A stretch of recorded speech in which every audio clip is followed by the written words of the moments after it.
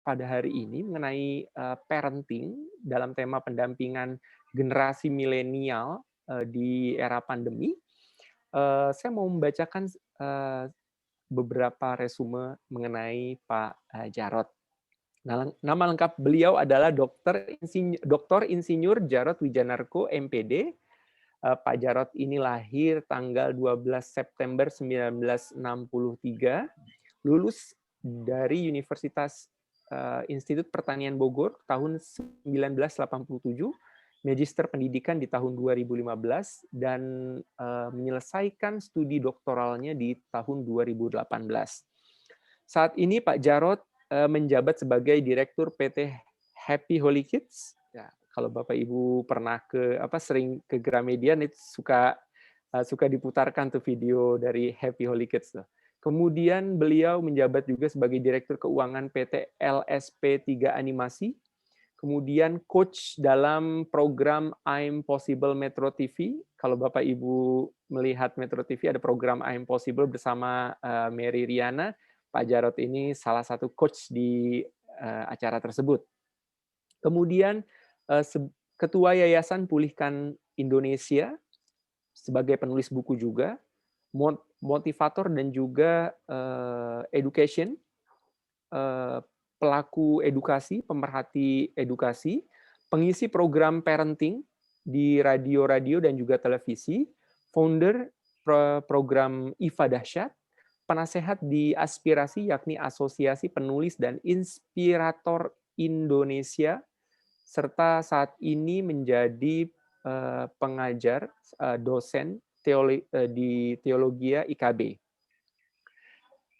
Sepertinya masih banyak lagi seperti resumenya dari Pak Wijanarko, tapi rasanya itu bakalan sampai sore kayaknya ya Pak. Jadi rasanya cukup sampai situ dulu gitu. Tapi paling tidak ini menggambarkan bahwa Pak Jarod Wijanarko pertama adalah beliau praktisi pendidikan, pemerhati pendidikan. Yang kedua adalah beliau juga aktif dalam memotivasi dan juga memberikan pendampingan parenting, terutama dalam hal memajukan dunia pendidikan di Indonesia.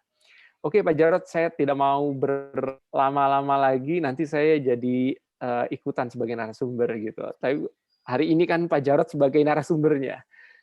Waktu dan tempat kami persilahkan Pak Jarod. Iya, terima kasih untuk kesempatan saya boleh berbagi di sekolah global mandiri.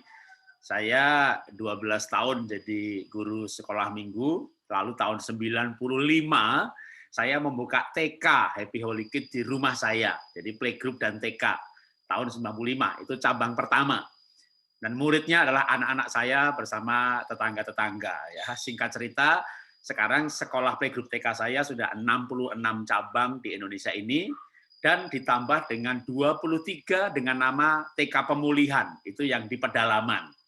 Jadi saya hampir punya 100 sekolah TK. Itu kenapa akhirnya insinyur yang satu ini meninggalkan insinyurnya, lalu ngambil sekolah pendidikan sampai magister. Ya, kita akan belajar sekarang mengenai pendampingan anak belajar di rumah, yang saya akan mulai dengan komunikasinya terlebih dahulu. Ya, nanti bisa di rumah dan di sekolah. Semoga saya bisa selesai 45 atau 50 menit, sehingga tanya jawabnya lebih panjang. Dan saat tanya jawab nanti, saya akan menjawab bersama istri. Jadi istri saya bergabung belakangan saat sesi tanya jawab. Istri saya direktur operasional dari playgroup dan TK Happy Holy Kids untuk 66 cabang tersebut. Jadi dia memang lebih praktisi dan teknisi. Lebih praktis nanti pasti menjawabnya ketika berhubungan dengan sekolahan. Ya, saya akan lebih banyak nanti sebagai orang tua, karena ini untuk parenting, ya, untuk SMP SMA. Ya, saya akan share materinya dalam bentuk PowerPoint.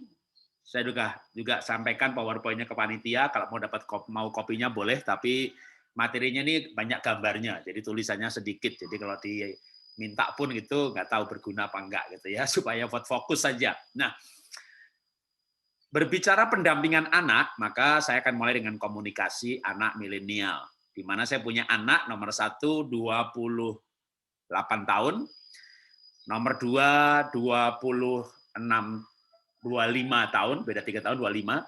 Mereka berdua ini bekerja di Singapura, nomor 1 di konsultan bisnis trend watching, dan puji Tuhan belum 3 tahun sudah menjadi kepala untuk wilayah Asia, dia kepala kantornya untuk di Singapura. Nomor kedua bekerja di perusahaan Schaeffler, itu perusahaan Jerman, dan juga berkantor di Singapura. Nomor 3 lulus dari RMIT Melbourne, dan sekarang di Jakarta buka perusahaan sendiri untuk art, ya, untuk desain grafis, bikin web, dan sebagainya. Ya, kita berbicara mendampingi parenting, pengasuhan anak-anak milenial yang berbeda dengan kita. Kalau saya ini 57 tahun, ya, yang sekarang 50 tahun ke atas atau 45 tahun ke atas lah, itu kan generasi baby boomer. Di bawahnya milenial ini lebih happy life, tujuannya itu bahagia, lebih daripada kita dulu yang tujuannya goal oriented, sukses, kaya, dan sebagainya. Maka untuk happy life itu cukup banyak yang pengen kuliahnya itu chef aja dah gitu ya. Nggak mau jadi insinyur gitu ya, mau sekolah chef gitu ya. Ya, sekolah chef cuma kayak orang kayak orang itu dong, bukan sekolah itu namanya, kayak kursus dong begitu ya. Tapi ya, kalau bicara akhirnya, sering mereka justru jauh lebih kaya atau lebih terkenal, dan sebagainya. Nah, berbicara anak milenial, maka sedikit fenomena sebagai latar belakang, agak susah loh dari anak milenial ini. Kenapa agak susah? Karena mereka tuh lebih tahu daripada orang tuanya. Kalau saya ini punya pengalaman, itu beda. Saya hormat banget sama bapak saya, karena kalau saya dulu punya mainan, dalam bahasa Jawa nih, Pak mainan saya rusak, gitu ya. Bapak, ini mainan saya rusak. Bapak saya bilang, sini saya betulkan. Wah, makasih Pak, Bapak pinter. Saya hormat orang tua karena saya punya pengalaman, Bapak pinter. Nah, kalau sekarang, anak zaman sekarang pengalamannya gimana? Bapak Ibu ada masalah dengan Zoom-nya, dengan laptopnya, dengan gadgetnya, dengan iPad-nya, cari anaknya. Anaknya masih kelas 1 SD itu ya. Nak, ini punya papa gini, gimana nak? Tenang Pak, tenang. Oh, ya. Anaknya udah selesai Pak, gitu. Udah selesai Pak. Gimana sih nak caranya? Biar lain kali mama bisa, susah jelasinnya mah. Kalau ada masalah hubungi aku, gitu. Jadi anak zaman sekarang itu punya pengalaman, gitu, bahwa papa mamanya ini sisa-sisa dinosaurus yang masih ada. Jadi kayaknya Erectus pithecanthropus generasi terakhir yang masih ada di muka bumi. Itu kalau bahasa kasarnya itu kira-kira begitu. Jadi anak itu punya pengalaman. Papa mama ini nanya yang tidak perlu ditanyakan. Kok kayak gitu aja nggak ngerti ya, gitu. Jadi apa yang diharapkan dari anak yang punya pengalaman seperti ini? Nah, saya khawatir aja mereka nggak hormat sama orang tuanya. Ya, mudah-mudahan Bapak Ibu canggih dalam hal teknologi sehingga anaknya yang nanya sama Bapak Ibunya. Tapi kayaknya langka orang tua seperti itu. Itu baru dari segi teknis alatnya. Belum lagi wawasannya, informasinya. Mereka walaupun mungkin nggak banyak bicara, diem-diem gitu, informasinya luas sekali. Mereka juga cukup banyak yang multi talent, sehingga sambil belajar mereka pegang gadget. Bapak Ibu jangan membandingkan dengan diri sendiri. Kalau belajar gadgetnya dimatikan gitu ya. Kalau musim ujian jangan nggak usah main gitar gitu. Mereka tuh sambil main gadgetnya game gitu, dengerin ceramah. Loh, di tes itu nilainya 80 loh. Lah Bapak Ibu dengerin aja nggak ngerti-ngerti gitu ya. Jadi ya memang generasinya beda, komputernya beda. Jadi mereka itu bisa bercanda dan bekerja. Mereka yang umurnya 25-30 sudah bekerja, milenial yang sudah bekerja, mereka itu bekerja tuh bercanda melulu. Wah, tapi kalau punya pegawai yang umurnya 45 tahun ke atas, itu kerjanya serius gitu. Tapi suruh bikin surat tuh nggak jadi-jadi, saudara ya. Begitu jadi salah lagi. Tapi kalau milenial itu mereka suruh bikin surat, itu malah bahkan kadang udah saya broadcast gitu. Kemana? Ke sini. Oh ya, tepat. Waduh, melangkah 2-3 langkah lebih cepat. Makanya agak kejam nasihat saya. Kalau Bapak Ibu punya perusahaan yang punya pegawainya umurnya 45 tahun ke atas, coba dipecat 5 orang ya, itu diganti yang umurnya 25, 1 orang cukup gitu.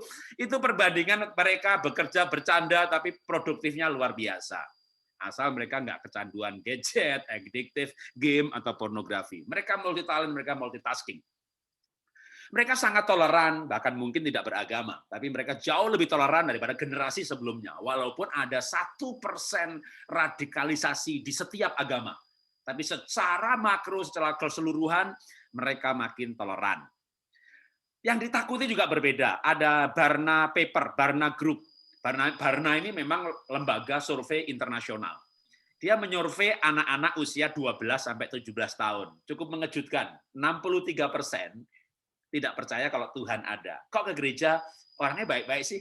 Kok ke masjid orangnya soleh-soleh? Tapi nggak perlu ke gereja. Ya musiknya bagus, gue demen juga di sana gitu. Tuhan ada nggak? Ya nggak tahu lah, nggak ngefek dalam hidup saya. Mungkin dia dengan tegas tidak berkata tidak ada, tapi nggak ada pengaruhnya dalam hidup saya. Gitu. Itu 63%. Wah itu maka membuat anak sekarang ini yang diyakini berbeda, yang ditakuti berbeda. Waktu saya kecil, saya takut setan, takut gelap, takut tuyul, takut demit. Anak sekarang mana ada takut setan? Mereka nggak takut setan, mereka nggak takut gelap, mereka takut nggak ada sinyal, mereka takut lowbat. Jadi kalau mereka itu ada sinyal, ada baterai, itu serasa ada hadirat Tuhan. Mereka nggak takut apa-apa, pasti bisa pulang. Begitu. Jadi mereka punya pengalaman, keyakinan yang berbeda-beda. Saya lanjutkan lagi, bagaimana dengan menangani anak-anak yang berbeda ini. Ada juga fenomena yang cukup menarik ya di beberapa negara, mereka cantik merasa nggak cantik, mereka ganteng nggak merasa ganteng, lalu mereka operasi plastik. Jumlahnya mulai banyak, jadi kemungkinan besar itu masalah citra diri. Mereka memandang dirinya dan mereka merasa tidak layak, tidak berharga. Makanya mereka mulai sibuk dengan casing. Baik sibuk casing yang dari dirinya dipermak, operasi plastik, atau sibuk dengan branded. Bajunya harus bermerek, sepatunya bermerek, sandalnya bermerek, semuanya. Kalau nggak bermerek, nggak percaya diri. Itu sebenarnya fenomena yang namanya gambar diri. Nah, sekarang COVID itu membuat digitalisasi ini menjadi lebih cepat. Tanpa COVID terjadi shifting. Shifting itu untuk mengungkapkan perubahan yang luar biasa cepatnya melebihi daripada revolusi. Kalau evolusi Darwin kan pelan banget. Revolusi itu cepat sekali, tapi ini jauh lebih cepat. Akhirnya digunakan kata shifting. Dalam pendidikan, dalam ekonomi, dalam keluarga juga terjadi perubahan, shifting. Lalu COVID datang, itu shifting tidak cukup lagi. Menurut saya ini genting. Di mana digitalisasi dipercepat luar biasa. 5 tahun lalu kan kalau masuk Google ada millennial kills everything. Jadi kalau sekolah ya nggak digitalisasi nanti muridnya berkurang. Ya, kursus hati-hati bakal bangkrut karena orang lebih senang belajar dari tutorial di YouTube yang gratis. Lalu setelah ikut tutorial, mereka program sertifikasi profesi. Ya, saya juga direktur LSP, Lembaga Sertifikasi Profesi, LSP 3 untuk animasi. Jadi banyak orang belajar tutorial di YouTube aja. Lalu ikut sertifikasi karena memang pakar, memang bisa, kompeten, lulus gitu ya. Nah, tingkat levelnya bahkan mengalahkan mereka yang D3 atau SMK, ya perusahaan nggak butuh gelar, perusahaan butuh kompetensi, butuh yang mampu. Mereka mengakui sertifikasi. Kalau di luar negeri itu sudah. Ini analisa dan ramalan di mana 5 tahun lalu, misalnya dalam dunia pendidikan, kursus bakal tutup gitu ya, 5 tahun gitu. COVID datang. COVID datang, nggak pakai 5 tahun, saudara ya. Ini semuanya dipercepat. Kalau dulu namanya millennial kills everything, ada 60 bisnis jasa produk yang bakal tutup. Sekarang coba ketik di Google, COVID kills everything. Itu yang dulu diramalkan 10 tahun jadi 5 tahun, 5 tahun jadi 1 tahun. Ini percepatan yang luar biasa. Nah, itu berdampak juga pada pendidikan dan pengasuhan. Maka sekarang saya persempit. Kalau tadi itu latar belakang, paling enggak untuk era milenialnya itu dapat. Wah, enggak bakal. Sekarang kita gimana kita persempit lagi untuk di tengah dunia yang berubah ini komunikasi dengan anak. Supaya dari komunikasi itu nanti bisa gaya belajar. Atau saya ambil gaya belajarnya dulu supaya komunikasinya. Pokoknya di areal ini kita akan berbicara mendampingi anak belajar terutama di rumah. Kalau di sekolah kan muridnya 10 ya sama cara belajarnya. Anak-anak harus belajar dengan cara yang sama. Tapi kalau di rumah, pengulangan di rumah, pendampingan orang tua. Nah, saya akan bawa kita pada pembelajaran mengenai keunikan anak. Pakai ilmu apa, Pak? Ya, mungkin semuanya aja secara sekilas-sekilas dengan cepat gitu ya. Tapi kalau saya hubungkan dengan ilustrasi, anak kita sendiri itu seperti puzzle. Kalau didekati dengan DISC, foto karakter, temperamen dasar, itu ilmu yang persis sama. Yang namanya kolerik, ya merah. Gitu ya. Yang namanya dominan, ya kolerik. Mungkin kita dapat 2-3 potongan puzzle. Anak muda milenial lebih senang pakai enegram, membagi manusia dalam 9 macam dengan segala presentasinya. Boleh, itu serupa dengan MBTI. Atau dengan sidik jari, dapat 2-3 potongan puzzle. Golongan darah, orang Jepang suka begitu. Ya, boleh juga. Mau lebih lengkap pakai DNA, mahal, ya kan? Tapi lebih murah, kalau dulu 20 juta, sekarang udah 8 jutaan. Itu kita bisa mengenal keunikan dari anak kita. Nah, memangnya akurat, Pak, satu ilmu, misalnya pakai temperamen dasar, ya ilmu nggak ada akurat, cuma dapat 2-3 potongan puzzle. Tapi daripada nggak ada dasar ilmiahnya untuk sebuah tindakan dan treatment, bagaimana kita mendampingi anak kita belajar itu caranya bagaimana? Masuk kayak sekolahan, 3 anak disamaratakan, nanti anak nggak senang loh belajarnya. Maka saya akan membawa ini ya dari global mengenai puzzle kehidupan ini lebih sempit lagi sekarang. Kalau mau pakai MBTI, membagi manusia dalam 4 parameter, masing-masing 2 indikator. Nanti silahkan boleh masuk Google, tes gratisnya ada. Ya. Atau pakai DISC, ada dominan, intim, stabil, cermat, yang sama dengan kolerik, sanguin, plekmatik, melankolik. Ini juga cara belajarnya, cara menasihatinya berbeda-beda. Misalnya kita mulai dengan yang anak kolerik. Ya, kita punya anak kolerik, kayak apa sih? Kalau dijelasin rinci begitu, saya takut pusing, ya kan? Tak kasih contoh yang praktis saja. Saya suka yang praktis-praktis, ya. Tuh kolerik ada rinciannya, bisa di Google. Orang kolerik adalah nanti muncul semuanya, ya. Orang kolerik itu kalau laki-laki kayak Pak Ahok, kalau wanita kayak Bu Risma. Nah, itu orang kolerik, gitu ya. Ini kalau punya anak seperti ini, itu cocoknya itu dimotivasi dengan tantangan. Nak, kalau kamu belajar matematika, ya, kamu bisa ranking. Atau paling enggak kalau sekolah sekarang nggak pakai ranking-rankingan. Ya rata-rata kamu dalam ulangan terakhir itu 9 dan 10. Nanti laptopmu papa mama upgrade. Nah, itu tantangan. Ini suka ya. Dia akan belajar dengan semangat menerima tantangan itu. Tapi kalau anaknya sanguin, dia dikasih tantangan, dia merasa dipaksa. Sanguin itu kalau orang ya biar gampang kayak Gus Dur banyak bicara, kayak saya ya, banyak artis yang suka tampil ya itu sanguin. Orangnya suka dipuji ya, foto karakternya kuning. Kalau nggak dipuji dia akan nanya, rambutku bagus nggak? Pitaku bagus nggak? Gitu. Ya, dia orang, nah ini nggak butuh tantangan, dia butuhnya pepujian. Jadi kalau mau nyuruh apa belajar matematika, biar kasusnya sama supaya kelihatan bedanya. Tadi anak yang kolerik kan dikasih tantangan nih. Kalau anak sanguin, nak, kamu ini senyumnya bagus banget deh. Kamu juga boleh tuh gitu. Kamu udah bikin PR matematika? Emangnya punya PR? Nah itu dia, sanguin itu orangnya pelupa, saudara ya. Itu anak kalau bikin PR, mau berangkat sekolah, diingatkan lagi, udah dimasukkan tas belum itu PR-nya. Dia bikin PR-nya tapi nggak dibawa, karena anak lupanya minta ampun gitu ya. Jadi kalau dia begitu, nah tapi sebelum bicara PR-nya dikerjain apa belum dan sebagainya, selipkan dulu tadi itu loh ya, senyumnya bagus, pitamu bagus, dia belum mandi, belum gosok gigi, ya dipuji yang lain pasti ada lah gitu. Wajahmu seger banget hari ini, itu sebelum menyuruh anak belajar matematika. Gimana kalau anaknya plekmatik? Waduh, plekmatik ini kalau anak saya nomor 1 melankolik, anak saya nomor 2 itu nomor 3 sanguin. Anak saya nomor 2 itu plekmatik. Anak plekmatik ini enggak butuh dimarahi, enggak bisa dimarahi, enggak bisa dimotivasi. Dia enggak bikin PR. Sama sekolah dihukum maju ke depan. Maka anak saya maju ke depan dengan wajah tanpa bersalah, sedikit tersenyum. Mau 1 jam pun dia sanggup. Anak saya nomor 2 itu plekmatik. Kelas 1 SD hampir nggak naik kelas 2. Naik kelas 2 itu hampir nggak naik kelas. Saya dipanggil, Pak Jarot, anak Bapak saya naikkan, karena waktu tes wawancara itu ternyata pinter, tapi dia nggak pernah nulis.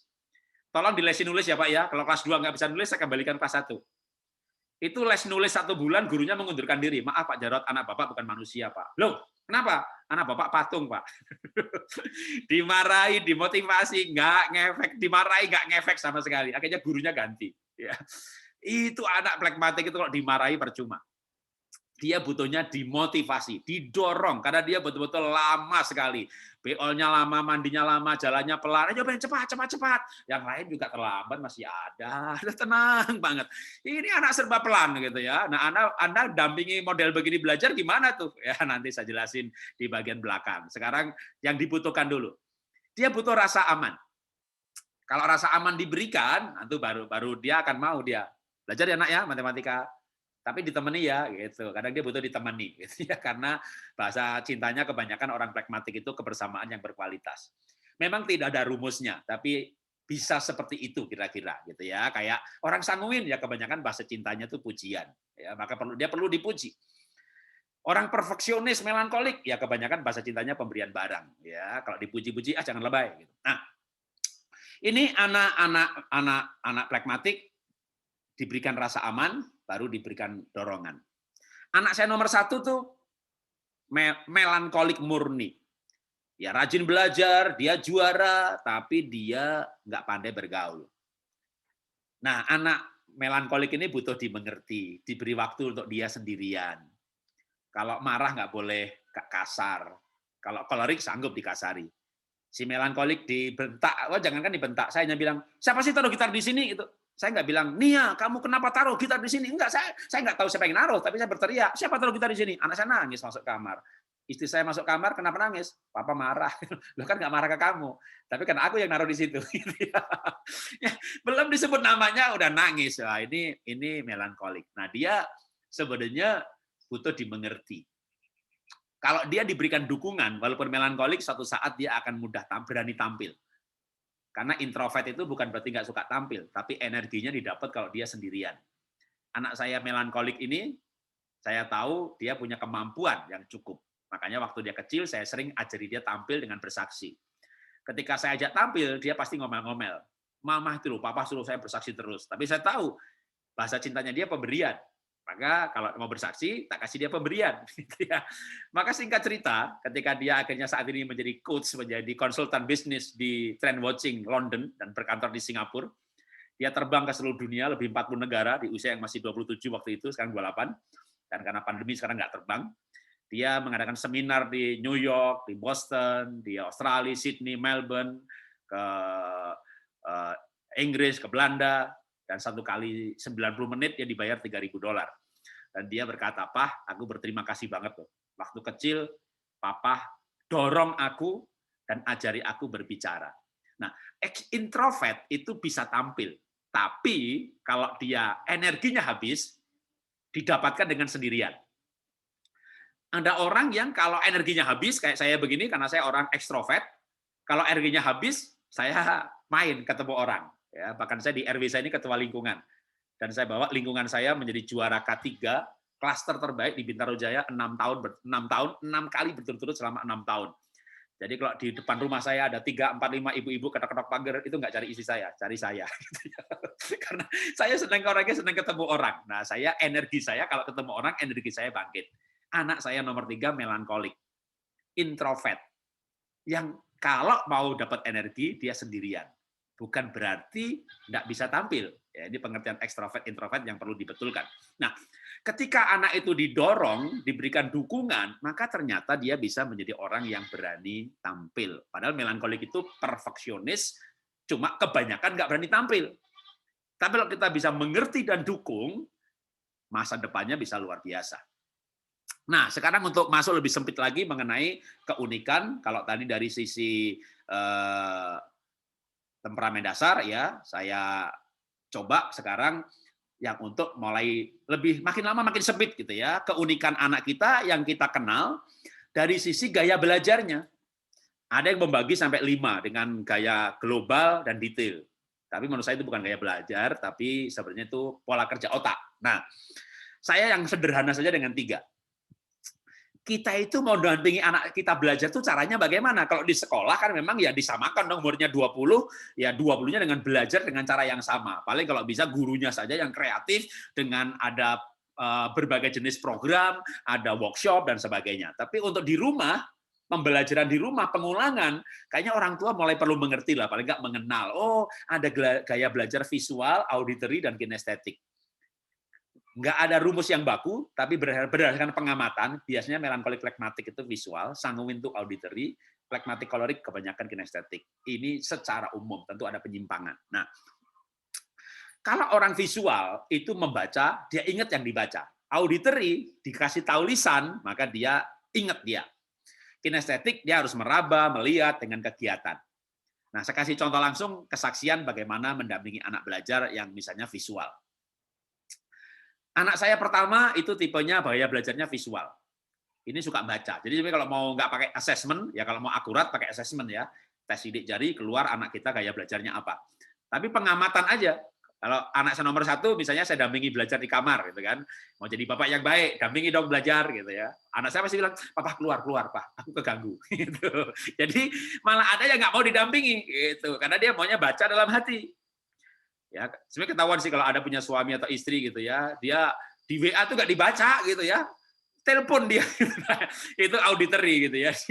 Tapi ada orang yang ditelepon tuh nggak mau ngangkat gitu ya. Dia maunya baca WA aja. Udah WA aja nanti aku baca. Nah, itu berarti visual. Jadi gampang sebenarnya cara-caranya. Nah, anak saya nomor 1 itu visual. Maka dia suka baca di kamar.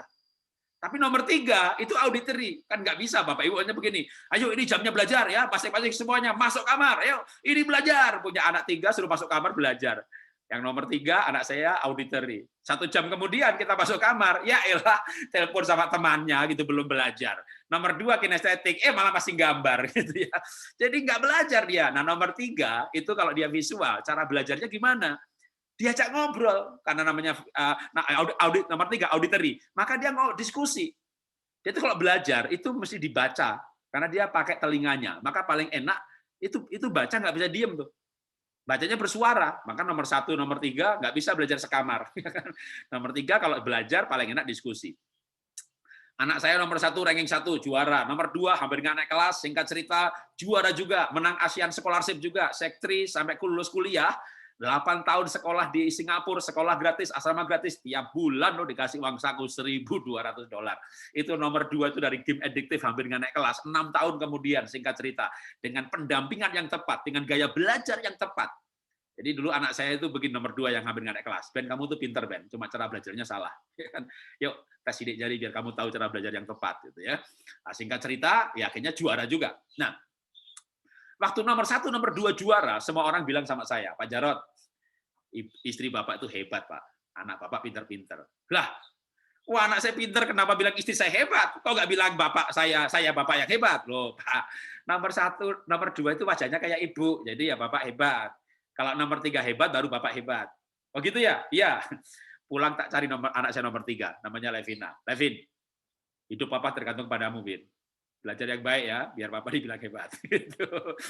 Kalau begitu bantu aku belajar dong, Pak. Udah pasti, gitu. Saya bantu kamu belajar, Pak. Nanti kita diskusi ya. Gitu. Jadi dia kalau belajar tuh maunya diskusi. Didampingi dengan ngobrol, mau nggak mau kita nggak bisa nyambi, nggak bisa begini, ayo semuanya belajar, Papa juga baca buku, temenin kamu ya, dia nggak belajar juga nanti, ya. Nanti dia lihat YouTube, diskusi gitu ya. Akhirnya kami menemukan nomor 3 ini yang auditory ini kalau belajar tuh tanya jawab. Oke, kamu belajar 30 menit, Papa kerja lagi 30 menit, nanti Papa masuk kamar kita diskusi, waktu dia senang. Pak, aku bisa ulangan 3, Pak. Terus ya kalau gitu kan belajar 30 menit, nanti Papa masuk diskusi. Nanti kamu belajar 3 menit, Papa keluar, nanti masuk lagi. Kelamaan, Pak. Papa mau bantu nggak? Mau sih. Aku ulangannya 3, Pak, besok. Jadi begini aja, Pak. Papa bukan nanya-nanya aku. Dibalik, Pak. Aku nanya, Papa yang jawab. Jadi dia bacain pertanyaan di buku, saya suruh jawab, saudara. Loh, yang sekolah itu siapa, nak? Saya atau kamu? Lah, mau bantu apa enggak? Ya, akhirnya, saudara, akhirnya saya itu, kalau nomor 3 belajar, dia tuh sukanya baca pertanyaan. Begitu saya jawab, dia pakai telinganya untuk belajar. Memang ini makhluk ajaib, saudara. Belajar pakai telinganya. Yang masuk lewat telinganya, masuk ke otaknya, dia rekam dengan baik. Nah, makanya kalau orang tua mau dampingi anak belajar, menurut saya kita tuh perlu loh ngerti gaya belajar anak kita. Ya, kita lanjutkan lagi. Ada yang gayanya visual, ada yang gayanya auditory, ada yang kinestetik. Anak saya nomor 3 itu kinestetik. Jadi nomor 2 yang game addictive tuh kinestetik. Ya tentu kan nggak bisa dong ya belajar misalnya belajar makanan bawa ke restoran ya, anak TK begitu. Di sekolah juga mana bisa, kacau dong sekolah yang satu. Kalau sekolah ya nggak bisa customize ya disamakan kan toh mereka juga harus berlatih kan nggak ada orang yang belajar auditori murni. Kalau dites paling misalnya auditorinya 30%, yang lain 15%, berarti itulah gaya utamanya. Tapi semua orang punya semua gaya. Nah, tapi untuk di rumah, menurut saya gaya utama ini harus dipakai untuk pendalaman, karena itu yang paling melekat dalam sistem memorinya. Nah, kalau anak saya kinestetik, maka itu kalau belajar tuh begini. Dulu waktu saya nggak ngerti begini. Begitu dia belajar, kencing. Ben, namanya Bena. Lama amat kencingnya. Ya ini nggak keluar-keluar. Lah kenapa mau kencing kalau nggak keluar gitu ya? Belajar lagi 10 menit gitu. Ke kulkas. Buka kulkas lama lah. Mau ngambil apa? Nggak tahu nih, pilih yang mana. Berarti dia waktu berangkat ke kulkas itu belum tahu mau ngambil apa. Ternyata dia kebutuhannya bukan ngambil, kebutuhannya bergerak. Jadi kalau belajar, kencing, nggak keluar-keluar, karena dia butuhnya bergerak. Begitu saya tahu itu kinestetik, oh cara belajar terbaik memang sebenarnya dengan raba, rasa gitu ya. Kalau waktu masih TK ya belajar menghitung itu pakai cerita atau pakai ini 1, ini 2, ini 3, jadi berapa tuh begitu ya. Kalau yang nomor 1 melankolik nggak butuh begitu, ribet amat. Nah, kalau dia sudah SMA, belajarnya materi belajarnya kan nggak bisa dicampur dengan alat peraga. Maka anak estetik ini harus diberi kesempatan untuk berolahraga lebih daripada yang lain. Jadi kalau yang gambar orangnya olahraganya seminggu 2-3 kali, maka anak kinestetik ini harus olahraganya harian. Kasih kesempatan dia sepedaan, asal pakai masker dan sebagainya. Begitu dia bergerak, serotonin di otaknya cukup, lalu dia bisa konsentrasi. Dia untuk bisa konsentrasi butuh bergerak dulu. Ya, kalau si sanguin untuk bisa konsentrasi ngomong dulu. Kalau omset ngomongnya belum kecapek, nggak bisa tuh konsentrasi. Memang tukang ngoceh gitu kan. Jadi ada yang tukang ngoceh tipe auditory, ada yang tukang gerak si kinestetik. Kita perlu mengerti keunikan anak-anak kita dari pola belajarnya. Nah, sekarang saya mau ngajarin lagi sekarang dari pola otaknya. Berbicara mendampingi anak belajar kan mungkin kita nggak perlu mendampingi atau nggak bisa mendampingi, tapi bisa menyuruh kan, memotivasi. Gimana nyuruh anak belajar? Nah, saya mau ajarkan detail juga. Punya anak 3 atau anak 5, itu cara nyuruhnya berbeda-beda. Nah, kalau mau pakai bahasa yang keren, anak kita tuh otaknya cara seseorang mengambil keputusan. Itu otak ya, di otak. Affective, kognitif, reflektif, complexity. Aduh Pak, aku ini aku orang tua murid yang cuma lulus SMA Pak, Bapak ceramah begini mumet aku. Ya udah, tak kasih yang sederhana lagi ya, yang enggak pakai bahasa ilmiah ya. Anak kita itu seneng pikir untung atau prinsip. Jadi anak itu gini, misalnya, nah ikut retret, nah ikut seminar, nah ikut apa? Untungnya apa? Jangan dimarahi loh ya Bapak Ibu ya, kalau anaknya itu mikir untung. Wah, itu untung terus. Hidup ini tidak harus untung ya, memberi, berbakti kepada Tuhan. Wah, anak kok dimarahi. Itu cara kerja otaknya dia, memang dia akan mengambil keputusan kalau melihat keuntungan. Tapi ada anak tuh yang mengambil keputusan dan bertindak kalau dia senang. Nah, kalau orang itu kayaknya anak tuh punya happy-happy aja, maunya senang-senang gitu ya. Jadi ada senang, ada untung, pokoknya. Nah, itu berarti pikir, prinsip ya. Jadi menurut saya, udah gunakan aja terminologi itu dalam berkata-kata. Jadi kita tuh orang tua yang kepada anak yang 1, 2, dan 3, kalimatnya aja, kata-katanya beda loh. Kenapa? Ya, itu namanya orang tua bijak kan, sesuai customize keunikan anak. Anak yang maunya untung, gitu ya kan. Nak, kalau kamu les matematika, belajar matematika, itu untungnya banyak loh. Kenapa? Kan logika kamu kuat. Kalau kamu logikanya kuat, pasti kamu main game juga hebat loh. Jadi kamu ada keuntungan dengan belajar matematika, gitu ya. Jadi katanya untung gitu, dia langsung ting-tung gitu ya kan. Jadi nyuruh belajar tapi yang satu lagi tuh nggak suka untung, ya kan? Dikasih uang saku, titipin mamahnya, ulang tahun dikasih duit opahnya, titipin mamahnya. Ini anak nggak doyan untung gitu ya.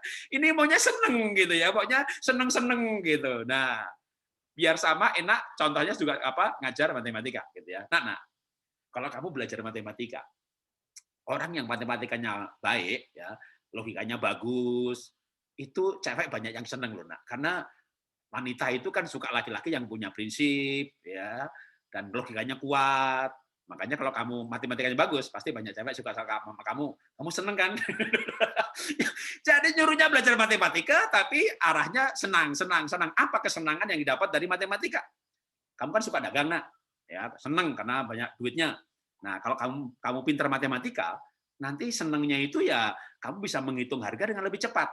Pokoknya gunakan pola hal itu. Pak, anak saya itu pendiam, Pak. Nggak banyak ngomong. Jangan-jangan dia tipe pemikir. Tipe pemikir itu kasih makanan pada otaknya, mikir, nanti kata-katanya nerocos keluar gitu. Anak yang mikir, tukang pemikir, itu nggak mau ditanyain pertanyaan-pertanyaan yang nggak berkualitas, ya nggak ada mutunya. Kayak gitu ditanyakan. Contoh, kamu tadi siang makan apa, Nak? Bakmi. Enak, Nak. Namanya bakmi ya enak lah, Ma. Kalau nggak enak, aku makan. Kayak gitu ditanyakan. Pertanyaan kok nggak ada mutunya gitu loh. Ini gara-gara kayak begini nih orang tua sama anak ini bisa hubungannya rusak. Kalau hubungannya rusak, kan gimana mau nyuruh motivasi. Jadi Kita tuh perlu ngerti loh ya, kalau bukan anak juga suami gitu ya. Ini suami kenapa pendiam kayak bisu gitu. Ternyata dia tipe pemikir. Coba kasih pertanyaan yang pakai mikir itu. Papa, sebenarnya lebih bagus lockdown yang kayak tegas kayak Singapura, Vietnam, sampai sekarang udah pertumbuhan nol tiap hari. Atau kayak Indonesia, Amerika yang sebenarnya itu kalau mau dibilang herd immunity ya herd immunity. Gitu. Nanti dia mikir, ngomongnya banyak loh. Karena pertanyaannya berkualitas gitu. Istilah mereka tuh berkualitas. Jadi anak itu memang manusia itu unik ya. Oke, kita lanjutkan lagi. Dengan mengerti keunikan anak, cara motivasi, cara bicaranya, gaya belajarnya, maka nanti kita bisa mendampingi dengan tepat ya. Kalau mau tes boleh, itu tes sidik jari akan membawa kita pada cara yang tepat, gaya belajar dan cara belajar. Nah, sekarang kalau ngerti keunikannya, maka perlu kita melanjutkannya, mengkomunikasikannya dengan terutama nih SMP, SMA. Sekarang saya deketinya dari sisi umur, ya. Karena kalau misalnya anaknya itu masih di bawah 6 tahun, yang playgroup TK, sebenarnya mereka itu mau tipe apa saja, gaya belajarnya itu yang cuma mengikuti, menirukan. Maka cara nyuruh belajar ya memberikan teladan. Yuk nak kita belajar bareng gitu ya. Mama juga belajar, kamu belajar ya gitu. Itu anak di bawah 6 tahun. 6 sampai 12 mereka otak kirinya mulai berkembang. Kenapa, Mah? Kenapa? Mereka selalu bertanya, pokoknya nak. Nggak boleh. Anaknya 6-12 tahun udah nggak boleh pokoknya, karena mereka butuh jawaban yang logis. Jadi istilah saya kalau di bawah 6 tahun tuh orang tua gembala yang memberikan teladan. 6 sampai 12 orang tua itu guru yang mengajar. Makanya anak itu kalau dulu di bawah 6 tahun itu kan kagum sama orang tuanya kan. Wah, papaku hebat itu. Begitu mulai sekolah, guruku hebat. Maka orang tua juga harus bisa menjadi guru yang kalau anak bertanya itu karena. Milenial itu logis. Nggak boleh pokoknya, jangan kurang ajar. Pokoknya ya beriman kamu, jangan nggak percaya Tuhan. Nggak bisa. Karena. Dengan demikian anak akan mengerti. Nah, SMP, SMA lain lagi tuh. Anak SMP, SMA itu yang dibutuhkan sahabat. Maka pada saat itulah orang tua harus turun derajatnya, istilah saya, rendah hati, mau berperilaku menjadi sahabat si anak. Karena ketika anak mulai remaja, 12-17 tahun ini, mereka mulai SMP, SMA itu mencari jati diri. Mereka lebih dekat dengan temannya. Hati nurani mereka, kalau mereka tidak terlibat yang aneh-aneh ya, seperti pornografi dan segala macam, integritasnya bisa dibangun dengan baik. Mereka mulai mencari figur idealis. Bahkan mereka senang dengan guru yang idealis. Sekalipun galak sekalipun, tapi dia tahu itu gurunya idealis, dia akan kagumi. Dan anak umur 10-12 zaman sekarang ini kayak kita dulu waktu SMA. Ya. Jadi anak sekarang itu sepertinya juga lebih dewasa, lebih cepat. Banyak anak umur 10 tahun udah datang bulan. Mungkin karena melihat yang belum dilihat, gitu ya. Yang harusnya belum dilihat, udah dilihat. Gitu ya. Spermanya belum ada, sel telur belum diproduksi, udah melihat di gadgetnya. Sehingga mereka sepertinya generasi sekarang ini seperti ada kecenderungan untuk dewasa lebih cepat. SMP sudah jatuh cinta yang beneran gitu ya. Nah, yang perlu dipahami adalah remaja sekarang ini dengan kita itu bukan cuma beda, tapi ada gap generasi dan mereka punya cara mengeluarkan isi hati yang berbeda kalau dilihat dari generasi, bukan dari kepribadian. Satu poin saja misalnya cara berkomunikasi. Mereka tuh lebih berani mengeluarkan isi hati. Kalau saya dulu punya orang tua, tanya sama saya, nak masakannya ibu enak nggak? Enak bu, kok makan sedikit? Iya nih agak kenyang. Coba anak sekarang, nggak usah remaja dah, yang masih TK aja, nak masakannya mama enak nggak? Nggak enak. Itu anak sekarang tuh berani bilang papa nggak keren, mama salah gitu, Pak Pendeta sesat gitu. Itu zaman sekarang ini orang yang anak-anak berani mengeluarkan isi hati. Nah, karena itu seharusnya aneh kalau mereka tidak mengeluarkan isi hati dengan orang tuanya. Jangan-jangan tidak ada relasi hati. Jadi gap generasi ini disiasatinya dengan membangun relasi hati. Bagaimana membangun relasi hati dengan anak-anak zaman sekarang? Ya, tidak ada cara lain dengan cara sering pergi bersama-sama yang menyenangkan. Dan ya bersama-sama tapi marah ngamuk gitu ya, berantem gitu ya. Tapi menyenangkan, apalagi memorinya unik. Makin unik, makin dikenang. Kan ibu ingat ya pasti ya, dicium pertama kali sama pacar gitu, ingat nggak? Ibu nih punya pacar dulu, pacar yang pertama, cium ibu di mana? Di garasi, Pak. Di pinggir sungai. Itu ingat loh ya, yang pertama itu dikenang, ya kan? Dicium sama pacar pertama dikenang, tapi pacar pertama mendua hati, selingkuh, lalu putus. Lalu dalam keadaan jomblowati, ibu ada yang mendekati cowok yang bukan idola ibu sebenarnya, tapi daripada nganggur ya sudahlah. Ternyata dia baik loh gitu ya. Lama karena dibaikin cintanya tumbuh gitu ya. Lalu ibu menikah sama dia. Nah, ingat nggak Bu sama suami itu dicium pertama kali di mana? Nah, lupa deh di mana. Banyak ibu itu yang nggak ingat loh dicium sama suami pertama itu di mana. Kenapa? Karena itu yang kedua kali gitu. Jadi yang pertama itu ingat. Nah, saya tidak punya memori dengan bapak saya yang cukup kuat. Tapi berdasarkan teori memori bahwa yang unik itu diingat, maka waktu saya punya anak-anak, akhirnya saya mulai mengambil keputusan. Pertama kali anak saya naik gunung itu dengan saya. Pertama kali anak sepedaan itu saya ngajari. Pertama kali bisa setir mobil itu anak saya tak ajari setir mobil. Nanti tinggal supaya parkirnya bagus panggil sopir. Pertama kali tidak tenggelam itu saya ajari dia berenang, paling nggak tenggelam. Setelah itu les berenang untuk berbagai macam gaya. Jadi pertama kali naik gunung, wih bagus banget ya gunung ya. Temanku dari Singapura kalau ke Indonesia mau tak bawa kemari. Nah, itu yang kedua kali. Pertama kali dia snorkeling dengan bapaknya. Jadi pertama kali, yang pertama. Kalau pertama kali anak sekolah, bapak dampingi. Semua yang pertama kali kalau bisa dengan bapaknya. Nah, itu atau ibunya. Itu akan menjadi relasi kuat sekali.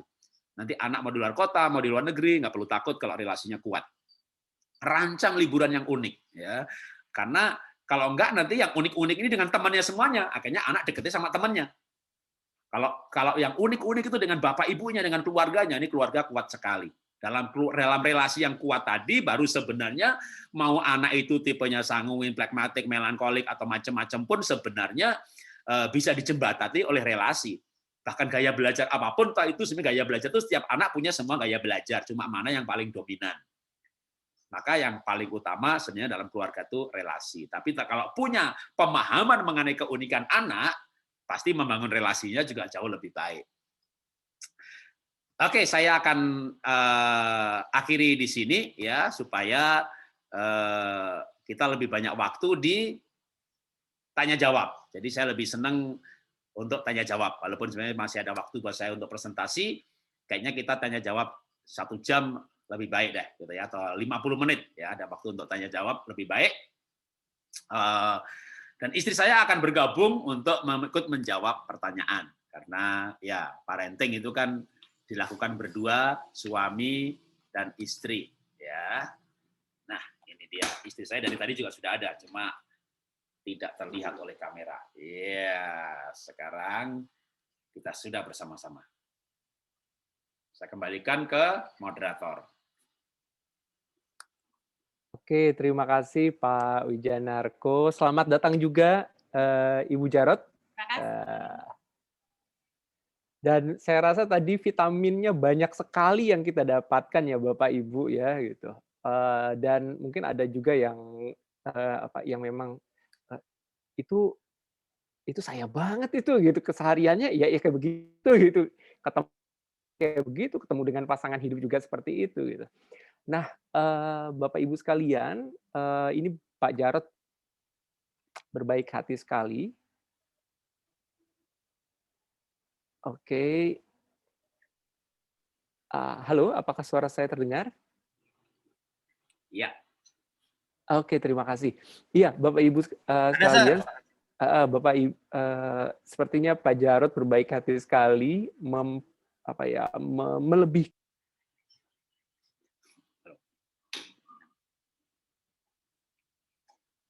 Dia bermasalah, hilang.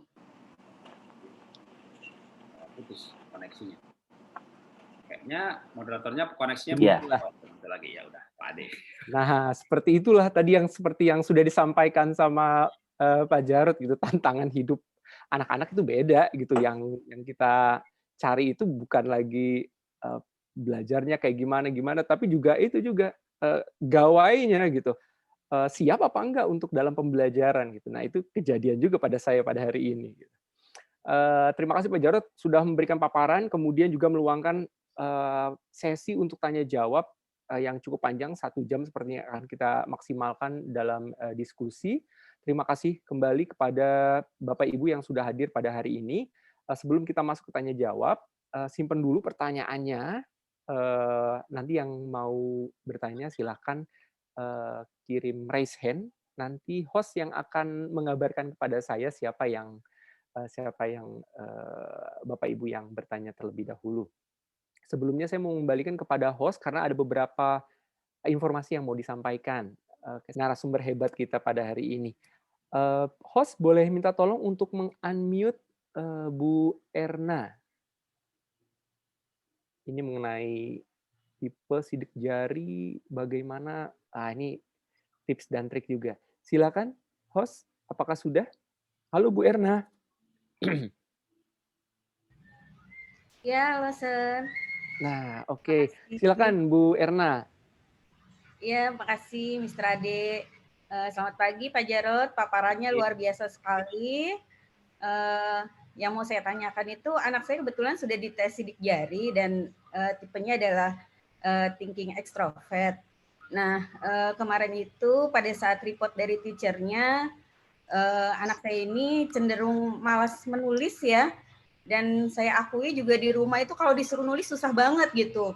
Cuma ketika ditanya, dia itu bisa menjawab gitu dengan baik gitu. Dan teachernya juga khususnya pelajaran matematika, beliau bilang kayaknya angka itu udah ada di otaknya gitu loh. Ditanya itu udah angka itu udah tersimpan dengan rapi di otaknya. Tapi ketika suruh menuangkan di tulisan, dia tuh malas banget, nggak bisa gitu loh.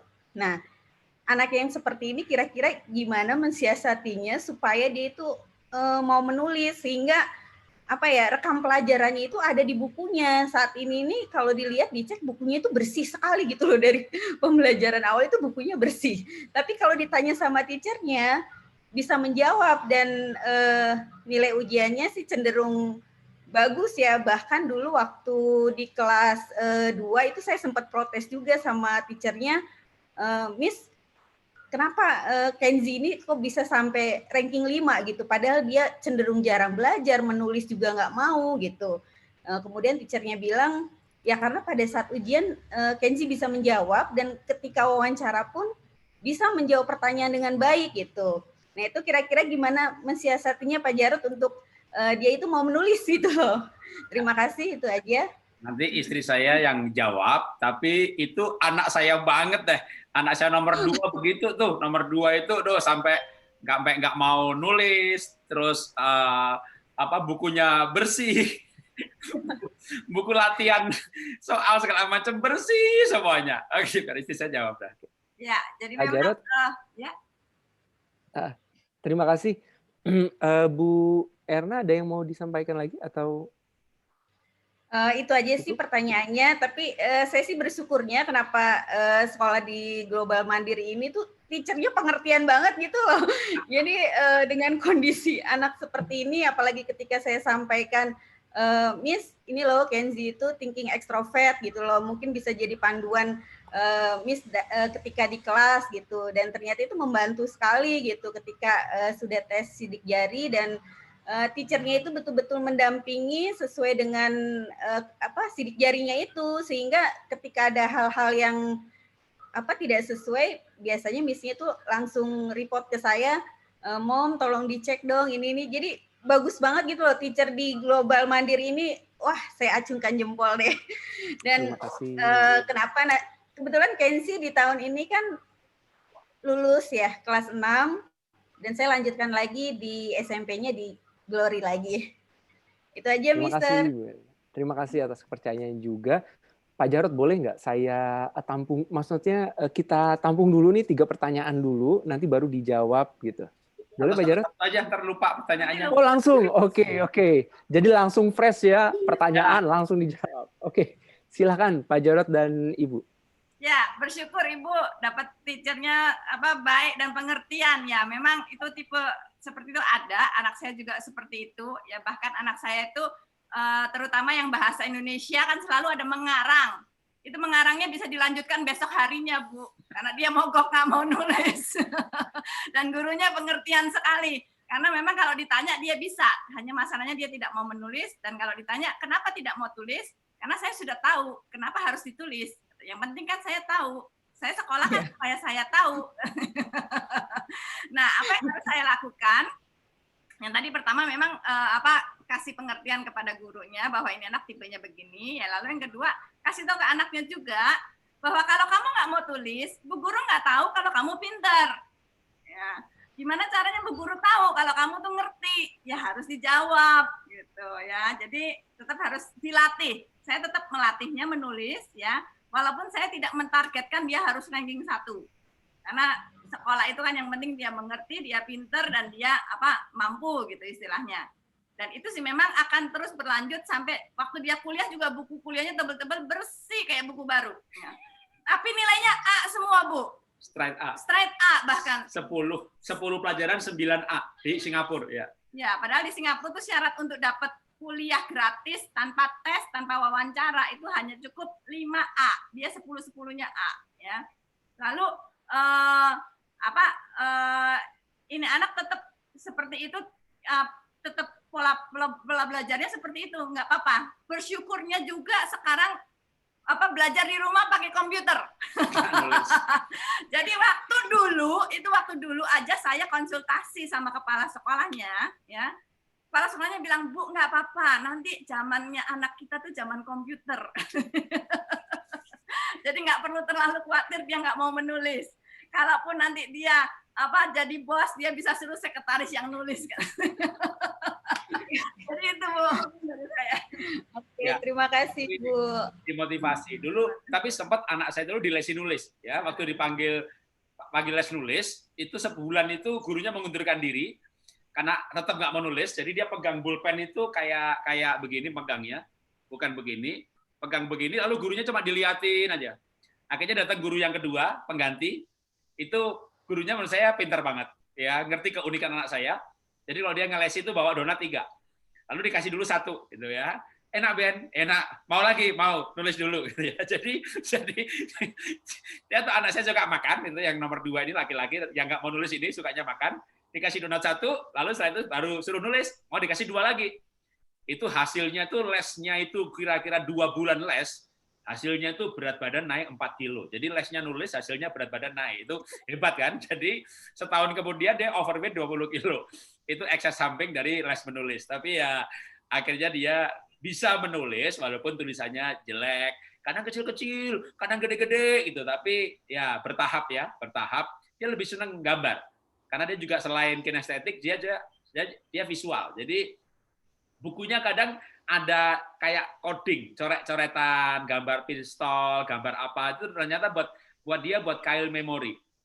Jadi dia punya kemampuan ternyata, walaupun bukunya bersih, kita sempat tes, analisa, dia punya kemampuan scanning. Jadi kayak buku itu di scanning. Handbook of Gun 400 halaman itu dia baca beberapa menit, nanti tentara bisa nanya aneka senjata, dia bisa menjawab. Itu juga dulu saya bingung, ini anak kapan belajarnya, mau belajar cepat gitu ya. Ternyata ada loh manusia itu yang punya kemampuan mata itu kayak scanning. Jadi itu kalau memang nanti anak ibu punya kemampuan seperti itu hebat tuh, itu bisa apa ensiklopedia tuh. Kayaknya sih punya Pak Jarod, soalnya dia udah ngomong sendiri. Aku kalau nanti ini mau lebih spesifik ke coding gitu. Oke. Kok kamu bisa gini sih? Kan tadi udah ngelihat katanya gitu. Jadi cepet banget gitu nangkapnya dengan ngelihat gitu. Itu visual banget. Jadi kayak belajarnya, tapi visual gambar, bukan visual tulisan. Kalau visual tulisan itu membaca. Kalau dia sebenarnya tidak membaca, tapi mengcapture. Jadi memang ada yang seperti itu. Nah, kalau yang penting ibu paham, percaya Bu, anak ibu terhebat. Anak saya itu dapat beasiswa 8 tahun loh, sekolah gratis, asrama gratis, tiap bulan dikasih uang saku. Ya, bukunya bersih. Ya, silakan dilanjutkan lagi. Terima kasih Pak Jarod, Ibu. Oke, terima kasih. Saya membacakan ada beberapa peserta yang akan bertanya. Tadi sudah dari host sudah menginformasikan kepada saya, ada Bu Rina, kemudian Bu Yeni, kemudian Pak Anang, serta Mami Sergio. Saya persilahkan dulu untuk Bu Rina. Silakan Bu Rina, host boleh bantu untuk meng-unmute Bu Rina. Halo Bu Rina.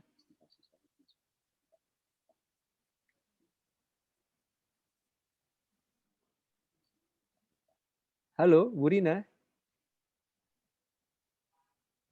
Gitu ya. Kenapa, Sir? Giliran saya nanya ya. Iya, betul. Tadi kan dibahas masalah tipe atau karakter anak ya. ada yang sanguin, melankolik dan sebagainya gitu. Mungkin oke lah kita ada pemakluman ketika dia masih kecil sampai usia berapa kita mengikuti gayanya dia gitu. Cuman kan kalau kita ikutin terus sampai dia SMA, itu menurut saya ya, itu akan menjadi anak yang agak susah untuk beradaptasi gitu. Karena di dunia luar itu nggak peduli kamu mau, saya ini melankolik, saya ini introvert, saya jadi nggak bisa begini, nggak peduli kalau di dunia luar gitu. Nah itu ada sampai usia berapa sih kita harus ngikutin karakter anak gitu? Atau tetap selama dia misalnya sampai usia SD atau SMP, kita harus mulai coba untuk dia tahu bahwa di luar itu tidak seperti yang dia rasakan senyaman di rumah gitu. Itu sih Sir pertanyaannya. Iya, sampai mati Bu. Jadi nanti suami pun juga masih harus dimaklumi. Jadi temperamen dasar sendiri bisa berubah ya. Kalau temperamen dasar, yang tidak berubah itu sidik jari, pola kerja otak. Makanya kalau asesmennya pakai sidik jari, pola kerja otak, mengambil keputusan itu tidak berubah. Karena sidik jari dari lahir sampai mati nggak berubah. Tapi kalau temperamen dasar itu orang bisa berubah kalau dia mau berubah. Tapi orang hanya berubah kalau dia mengenal dirinya sendiri. Jadi tugas orang tua membawa anak pada pengenalan diri sendiri. Kalau dunia luar sebenarnya malah lebih banyak yang concern dengan hal ini. Misalnya perusahaan. Perusahaan tidak akan membuat si melankolik jadi marketing, itu nggak akan. Apalagi kalau perusahaan itu gaji dia mahal, kecuali jadi buruh. Ya, kalau buruh itu gajinya murah, perusahaan nggak peduli, apapun juga kamu kerja bersihin sampah kalau begitu. Tapi begitu dia gaji mahal, manajer, direktur, makin tinggi levelnya, perusahaan akan mengassessment seseorang makin detail, makin unik, dan ditempatkan sesuai dengan keunikannya. Waktu saya masuk Astra dulu, saya jadi tahu begini, karena waktu di Astra, assessment-nya luar biasa. Dari segala aspeknya. Dari mulai behavior science-nya, DNA-nya, dari foto karakternya, dan sebagainya, untuk penempatan yang makin tinggi, di assessment lagi. Makin tinggi, di assessment lagi. Jadi, dunia luar, kalau yang profesional, mereka sangat peduli. Nah, yang penting adalah, ini semuanya sebenarnya membawa pemahaman orang tua tentang anak. Kalau orang tua paham anak, nanti bisa membuat anak paham dirinya. Kalau anak paham dirinya, biasanya juga dia memahami orang lain. Jadi untuk bisa memahami orang lain itu, apalagi kalau anak juga mengerti ada aneka temperamen dasar. Maka kalau misalnya mau bikin perusahaan gitu, jangan yang sejenis. Yang sanguin jadi marketing, yang kolerik mimpin pabrik, ngambil keputusan. Yang teliti, melankolik, jadi accounting. Jadi orang makin tahu keunikan dirinya, makin tahu keunikan orang lain, justru dia akan makin pandai berhubungan dengan orang lain. Dia akan pandai memahami orang lain. Kalau dia nggak paham dirinya, apalagi nggak paham orang lain, menikah aja bisa cerai loh, bisa bubar loh. Kolerik sama melankolik menikah, satunya kasar, satunya lembut. Yang lembut terluka terus. Kenapa? Karena nggak paham-paham. Jadi menurut saya justru kita harus membawa anak pada pemahaman dirinya. Nah, kalau dia sudah paham dengan dirinya, kalau mau advance, lanjutan, kita baru bisa mengajak anak untuk merubah dirinya. Tapi menurut saya itu berikutnya, gitu ya. Kalau anak sudah paham dirinya, nanti baru anak bisa diajak berubah. Contohnya saya tahun 90, 90% sanguin, 10% kolerik. Lalu sekarang ini sanguin saya turun 60%, melankolik saya muncul 30%, kolerik saya tetap 10%. Itu 2005. Jadi tahun 90 saya dites di Astra, kalau pakai temperamen dasar. Maka sanguin 90%, kolerik 10%. 2005, melankoliknya muncul 30%, sanguinnya 60%, kolerik tetap 10%. 2005. 2020, saya tesnya pakai sidik jari, muncul kan analisa kayak stabil, intimate, ya. Stabil saya malah yang tertinggi sekarang. Karena memang saya rajin mengubah diri saya sendiri. Jadi orang bisa merubah dirinya. Tapi orang lain tidak bisa merubah orang lain.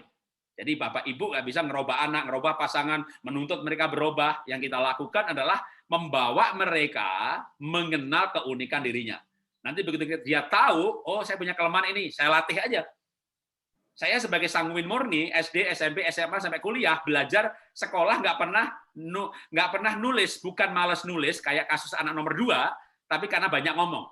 Anak saya nomor 2 yang nggak mau nulis itu nggak banyak ngomong. Jadi saya karena sanguin, suka ngomong, belajar pakai telinga, maka kalau mau ujian, cari melankolik yang bukunya rapi, saya fotokopi.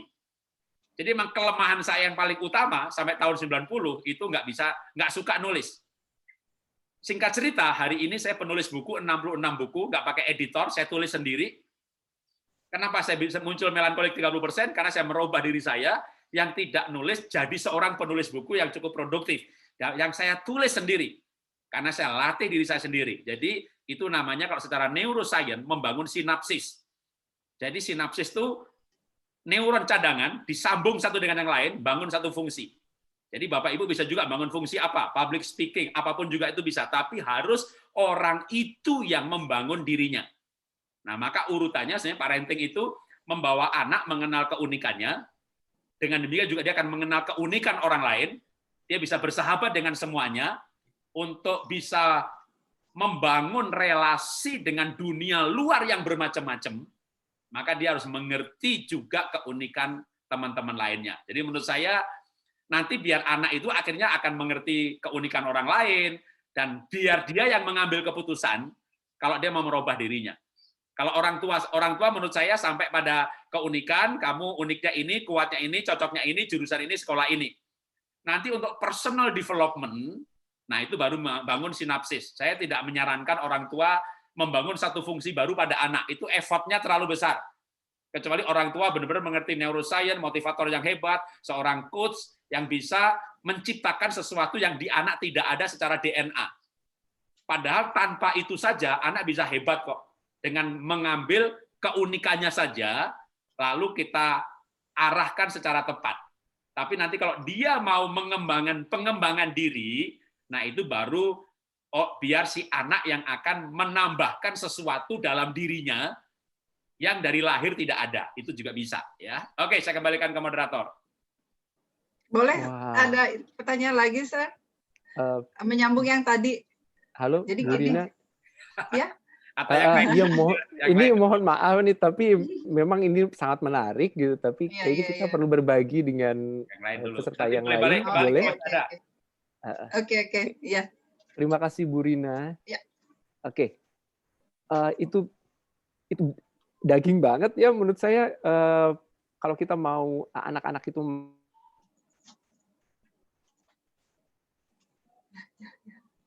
buffering terhadap orang lain, semacam memahami potensi dalam diri, kemudian memahami potensi yang ada di sekitar lingkungan, dan menggunakannya untuk kebaikan bersama. Keren. Oke, selanjutnya adalah Bu Yeni. Saya mengundang Bu Yeni untuk bertanya. Silakan Bu Yeni. Ya, terima kasih kesempatannya. Silakan. Terus. Sekarang aku udah kirim linknya ke Debbie. Itu tidak mendadak. Halo, ya. Ya. Jadi saya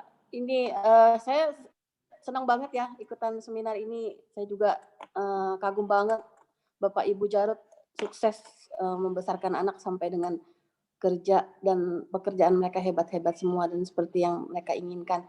Yang mau saya tanyakan, bagaimana cara Bapak dan Ibu itu mendampingi itu anak-anak untuk supaya kan sesuai gitu dengan rule jurusannya gitu kan. Karena di detik-detik kayak pada saat SMA seperti ini Mute. Bu, ke-mute, Bu. Suaranya Biyani ke-mute. Suaranya hilang. Ya. Oke. ke-mute ya? Ya, udah. Oh, udah. Nah. Oh gitu, oke. Tadi sampai mendampingi. Saya ulangin ya. Ya. Oh iya. Ya mendampingi putra-putri Bapak Ibu itu untuk menentuin jurusan. Karena Pak, terus terang saja anak saya itu sebenarnya dari dia TK saya sudah pernah tesin dia mulai dari yang sidik jari, terus SMP juga begitu, saya tes lagi gitu kan, mau masuk SMA gitu kan. Tapi di ujung waktu pas mau masuk, ini kan terakhir nih kelas 12, itu menentukan untuk mau ke perguruan tinggi itu benar-benar masih galau gitu loh dengan dengan pilihannya lah gitu loh. Sempat sih bertanya juga ke konsultan gitu ya. Karena anak saya tuh tipenya yang MBTI-nya itu yang ENTJ, terus dia dominan juga, kolaris, sanguin juga gitu kan. Terus itu jadi apa Mas, katanya sih bagusnya sih nanti harus tahu di finance atau seperti itu gitu loh. Tapi tuh kan sekarang kan jurusan kan terbatas ya Pak. Itu SMA-nya adalah IPA dan IPS gitu kan. Sementara anakku IPA dan kalau ngambil yang kayak seperti finance itu nyebrang jurusan. Jadi sementara nilai dia juga di IPA-nya lumayan gitu. Jadi itu yang bikin kadang dia aduh apa harus ngambil ke yang science, apakah memang harus yang seperti itu yang diikutin gitu loh. Terus yang kedua yang saya pengen tanyakan adalah ini berhubungan dengan pembelajaran di sekolah ya Pak ya. Mungkin Bapak Ibu punya masukan juga atau punya pandangan tentang masih hubungannya dengan tipe atau karakter anak belajar, ya kan? Anakku ini termasuk sebenarnya yang tipenya kinestetik gitu loh. Jadi kan sekarang pembelajarannya kan via Zoom dan harus buka kamera gitu. Padahal anak ini tuh sebenarnya tidak bisa diam gitu loh kan. Yang kalau dia matikan kamera itu dia sebenarnya bergerak gitu. Sebenarnya dari kecil tuh saya sudah tahu anak saya tipenya yang memang kinestetik seperti itu. Jadi dulu saya tahunya gara-gara saya dipanggil oleh guru sekolahnya, wali kelasnya, karena anak saya itu selalu bergerak gitu di kelas waktu SD. Jadi dan itu dia bilang dia gurunya kasih waktu 10 menit untuk dia bergerak, tapi habis itu udah diem dengarkan gurunya. Dan anak saya malah jadi nggak bisa fokus. Kebetulan waktu itu anak saya sekolah di salah satu sekolah yang yang dari Singapura gitu Pak, gitu waktu itu di Pekanbaru. Jadi konsultan pendidikannya yang orang Singapura malah waktu saya ceritain gini dia bilang malah ya nggak apa-apa kalau memang dia harus bergerak ya nggak apa-apa gitu loh. Seperti itu malah lebih memaklumi gitu. Tapi kan kadang di pembelajaran di guru kan anak-anak kan harus tenang gitu supaya nggak ganggu yang lain gitu loh. Bahkan untuk pegang pulpen aja gitu tuh udah membuat dia malah bisa fokus gitu loh. Kayak seperti pokoknya gerak deh Pak gitu, penting gitu. Oke. Jadi gitu. Ya, itu. Makasih banyak kesempatannya. Silakan Pak Jarod Ya, dan Ibu. jadi memang kalau penjurusan masih galau itu normal ya Bu ya, karena anak-anak sekarang juga bingung menentukan, orang tua juga bingung. Saya juga waktu itu saya buka-buka file lagi waktu anak di sidik jari kan masih kecil. Saya baca lagi, lalu psikolognya juga minat bakat saya baca lagi. Masih tetap bingung. Langkah terakhir adalah 3 jurusan yang teratas yang disarankan oleh psikolog ya tentang minat dan bakat ini. Saya ketemuin profesionalnya. Jadi 3 jurusan yang teratas, waktu itu bisnis, ya, kedokteran, lalu satu saya lupa apa, ngajar kalau nggak salah, guru, ya. 3-tiganya saya ketemuin orangnya. Jadi yuk kita ketemu dokter. Kamu maunya dokter apa? Dokter kecantikan mah. Saya ketemuin dokter kecantikan. Ngobrol panjang lebar. Bu, senengnya apa, susahnya gimana? Bisnis, saya ketemuin partner bisnisnya Pak Jarod. Ngobrol ya. Guru juga ya. Sampai akhirnya nih anak saya tanya, mana waktu kamu ngobrol itu yang hatimu tuh bergejolak? Wah bisnis mah, ya sudah masuklah bisnis. Dan yang terakhir kan kita daftarnya berapa jurusan ya, yang keterima juga bisnis, ya sudahlah jalan. Mungkin itu saran saya Bu, ketemuin 3 jurusan yang teratas yang dia minati sesuai dengan anjuran psikolog ya, lalu ketemuin orangnya. Tanya mana yang bergelora hatimu, lalu ya pilih jurusan itu, siapa yang keterima ya itu. Mungkin itu dari saya. Ya, jadi waktu hasil sidik jari ataupun apapun ya, kadang bisa dari ISC, bisa MBTI, bisa apapun alat ukurnya, muncul alternatif. Nah, alternatif itulah yang kita mulai ngajak bicara sama anak. Bahkan ketika anaknya masih SD, kita tapi sudah mulai fokus gitu kan. Nah, kalau kamu jadi insinyur gini. Jadi kita udah mulai ngomongin pekerjaan, bahkan mungkin punya paman, punya tante yang pekerjaan itu ketemu. Nanti tapi jangan sampai kita misalnya gini, anaknya nggak cocok, bukan yang diarahkan, kita motivasi jadi itu kayaknya mau motivasi kok nggak bisa ya Pak ya, anak saya tuh tak kasih cita-cita kok nggak nempel-nempel ya, itu saya kayak nyuruh kura-kura jadi juara terbang gitu kan, susah. Tapi kalau kura-kura juara renang pasti dia NEM-nya bagus, IP-nya bagus, nanti bekerja pun dia seneng menyelam cari mutiara, wah dia hidup bahagia. Ingat milenial obsesinya bahagia. Selain tentu juga kaya, tapi bahagia itu milenial banget. Milenial itu bahagia banget. Jadi maka begitu muncul alternatif yang disarankan, itu yang mulai sering jadi pembicaraan. Sampai betul-betul waktunya mepet gitu kan. Ini udah bulan depan atau udah ngambil keputusan. Waktu itu anak saya kalau mau kedokteran di Singapura juga sebenarnya bisa apply beasiswa, tapi akhirnya dia dari dasar itu ya, itu dia memilih bisnis karena dia nyantol. Lalu kan itu kan kayak ada batas waktu untuk mengisi. Jadi untuk jurusan apa itu yang dipilih, nah dia setelah proses dari mulai yang diarahkan, maka tadi itu terakhir itu kayak ketemu dengan orang-orang pada bidang itu gitu ya. Itu nanti anak kan pasti bisa merasakan ya. Dia biar dia ngambil keputusan, jangan kita yang mengambil keputusan. Karena kalau dia yang mengambil keputusan, karena jurusan apapun yang bakal dia pilih, tetap ada masalah, ada susahnya, ada problemnya. Tapi kalau dia yang mengambil keputusan, dia akan hadapi masalah itu. Ya, nah tadi pertanyaan yang masih dari yang sama, tapi bagian keduanya ya tadi apa? Yang kinestetik, okay. Ya memang kinestetik harus dikasih ruang untuk bergerak, Bu. Entah mainin bolpen, entah kakinya goyang-goyang, atau izinkan dia ke toilet, padahal dia nggak kepengen kencing. Itu dia cuman pengen bergerak supaya dapat oksigen. Ya, nah kalau misalnya gurunya protes, ya tolong kasih pengertian aja ke gurunya bahwa anak saya tipe kinestetik, justru dengan bergerak dia dapat oksigen, dia bisa nangkep pelajaran lebih banyak. Ya mungkin kasih saran ke gurunya aja, Bu. Terima kasih. Ya, atau jatah olahraganya dibikin harian ya supaya pernah masih ingat nggak iklan siapa Gatot yang pecatur cilik itu, dia iklannya itu iklan produk susu ya, tapi dia lompat lalu minum susu lalu main catur. Kenapa pakai lompat-lompat? Karena begitu dia bergerak, serotoninnya diproduksi, dia bisa lebih tenang. Maka orang-orang kinestetik ini olahraga menu harian yang lebih banyak jumlahnya. Jadi kasih penyaluran untuk olahraga. Kalau bisa renang lebih bagus. Renang itu olahraga yang teratur. Kalau pencak silat, karate itu kan olahraga yang gerakannya bisa nggak teratur, bahkan butuh kreativitas. Tapi renang itu kan misalnya bergeraknya itu teratur. Nah itu perlu untuk sebuah pola pergerakan yang lebih teratur bagi si kinestetik ya.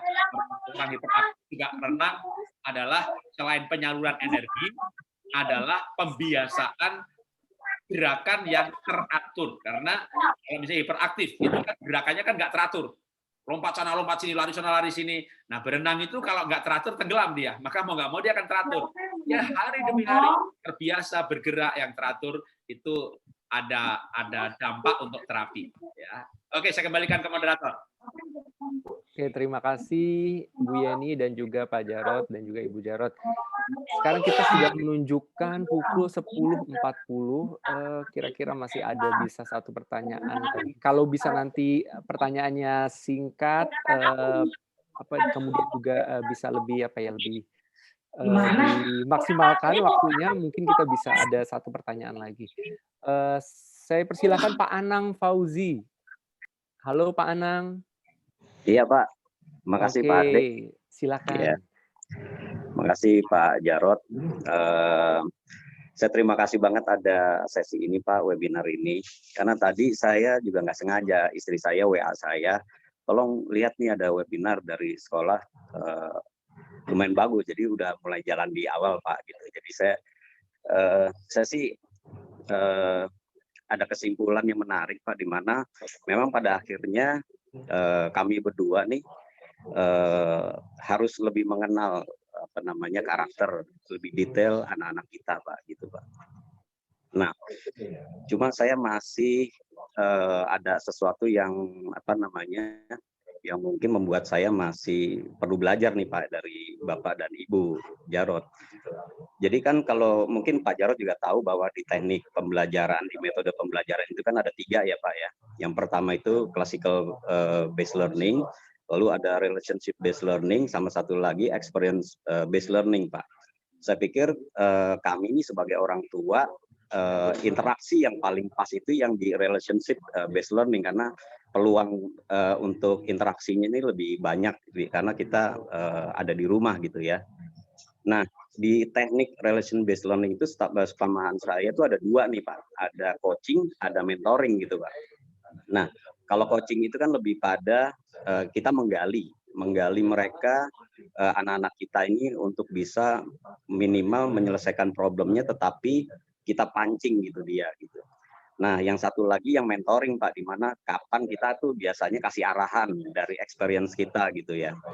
Nah, kira-kira nih Pak Jarod sama Bu Jarod, kira-kira ngebalancingnya gimana? Karena punya kecenderungan kita nih sebagai orang tua itu yang mentoring Pak gitu.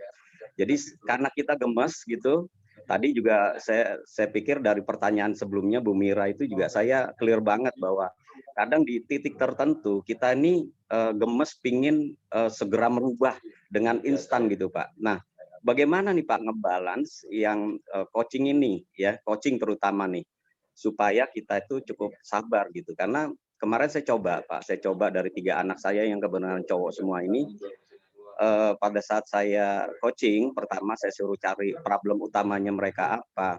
Anak pertama punya problem itu anxious apa Pak, istilah dia itu rasa cemas berlebihan gitu. Karena dia di Jerman, dia takut nggak lulus gitu Pak.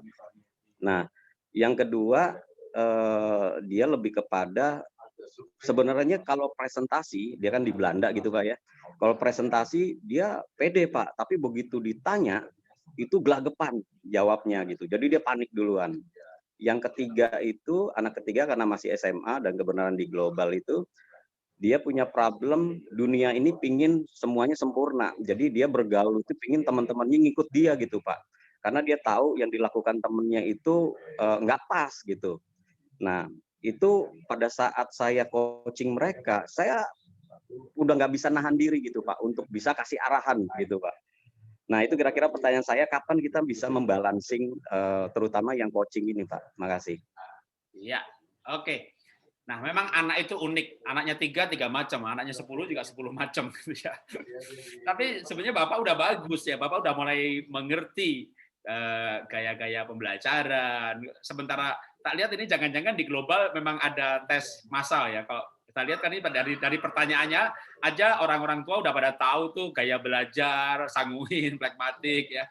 Itu udah jauh lebih baik. Yang repot kalau nggak tahu. Nah, memang didik anak itu dari lahir sampai anak menikah ya. Kalau kira-kira menikah usia 25-30 ya sepanjang itulah kita mendidik anak dan ada waktunya masing-masing. Tapi kalau anaknya udah pada kuliah, bahkan sudah mulai SMA aja, memang model kalau tadi istilah di waktu saya presentasi, saya menggunakan istilah sebagai sahabat ya, atau Bapak lebih menekankan sebagai coaching, sebagai coach, itu memang lebih mesti ke arah itu. Karena namanya sudah anak udah bahkan sekarang anak SMP aja udah nggak bisa dipaksa, walaupun sebenarnya kita masih bisa ya menekan. Tapi kalau SMA, apalagi kuliah, sudah nggak bisa.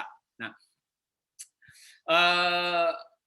ketika anak sama udah mulai besar-besar, kita memang yang paling penting sebenarnya membangun relasi sih. Sebenarnya anak itu berani bertanya apa saja. Kalau anak saya itu dia didekati sama cowok aja udah mulai cerita.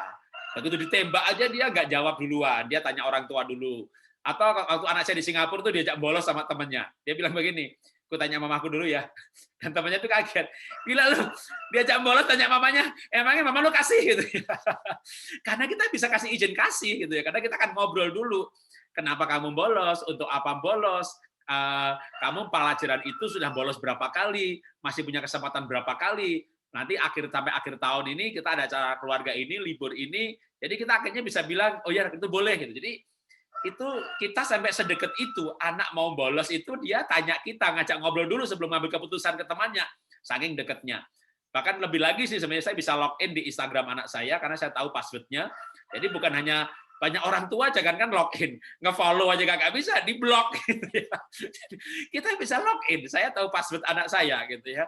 Nah, atau kadang dia rubah passwordnya, nanti kalau saya mau login untuk kepentingan tertentu, dia bilang, oke Pak, aku balikin ke yang lama dulu. Gitu. Karena anak saya waktu SD dulu tak buatin email dengan passwordnya, kadang dia rubah berkala, tapi kalau saya minta izin mau login, dia balikin lagi.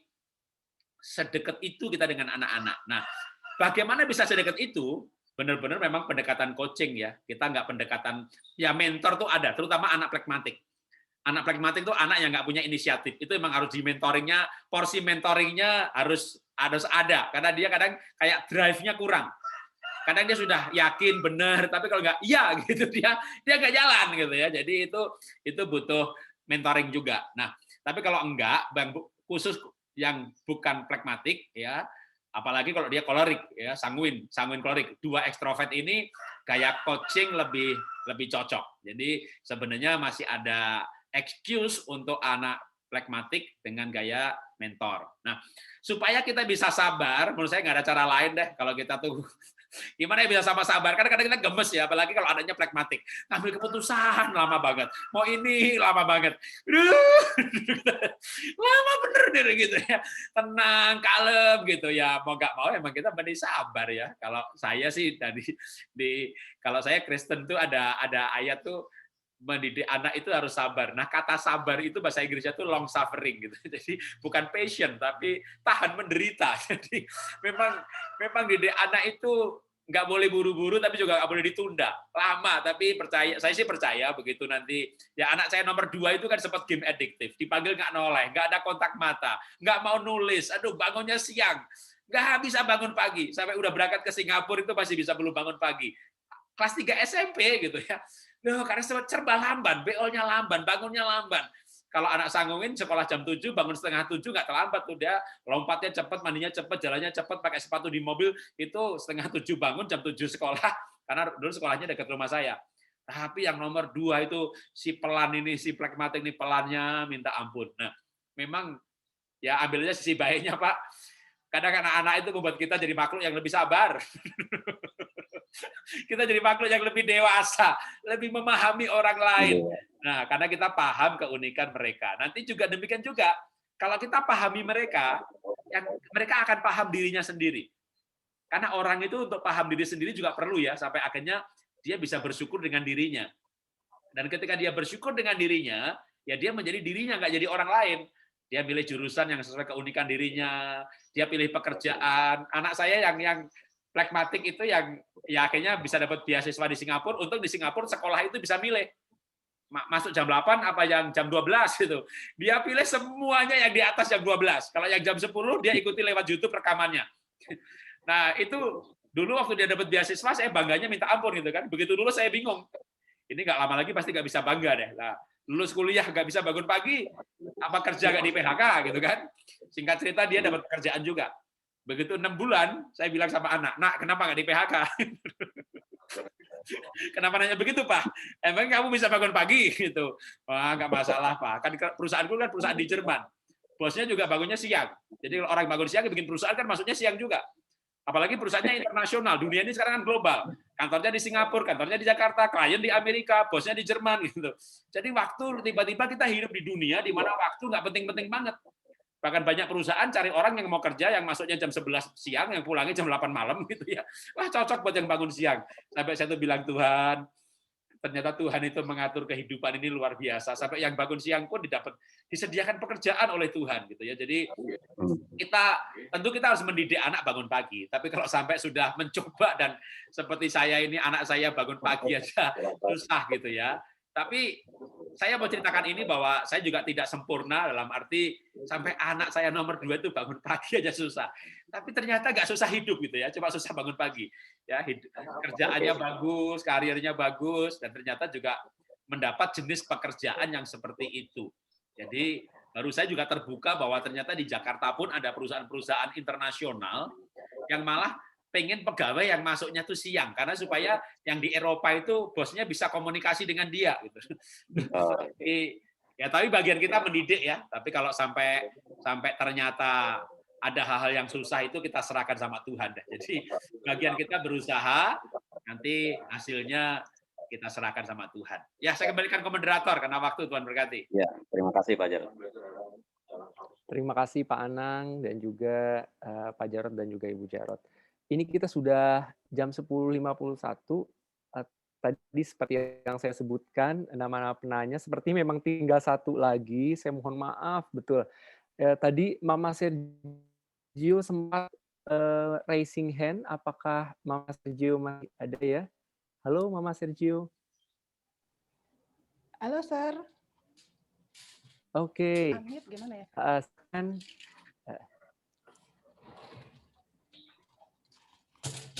Halo, Sir.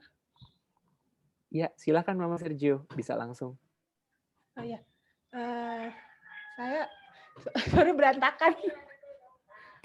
Ini anak saya kan kelas 8. Ini baru-baru ini dia lagi seperti ada semacam krisis apa sih ya, kayak masalah agama gitu. Dia suka takut kalau melakukan sesuatu tuh merasa berdosa. Jadi dia dikit-dikit kayak sholat, dikit-dikit minta maaf.